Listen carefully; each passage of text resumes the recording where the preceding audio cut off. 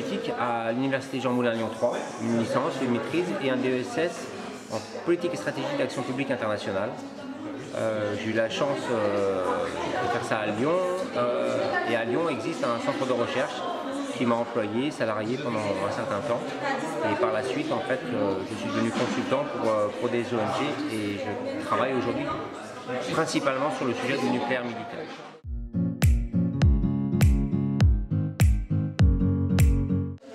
Son apport est essentiel en fait, il vient remplir le vide juridique qui existait dans le traité de non-prolifération nucléaire et il vient créer une interdiction globale sur les armes nucléaires.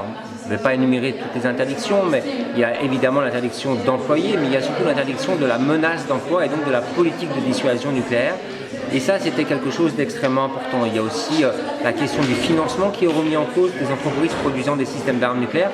Donc on a un ensemble, un pack d'interdictions qui vont permettre réellement de mettre en œuvre un processus général d'interdiction de ces dernières armes de destruction massive et par la suite d'engendrer une élimination de ces armes.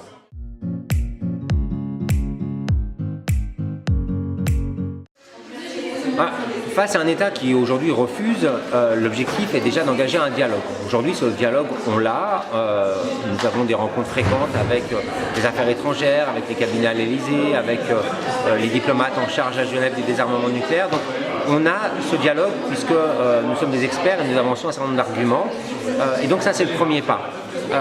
On essaye d'échanger sur des choses un peu plus terre à terre, je dirais, avec les parlementaires par exemple, puisque les parlementaires ont un rôle essentiel, c'est eux qui votent les budgets et donc qui autorisent les lois, par exemple, de mettre en œuvre une politique de dissuasion nucléaire.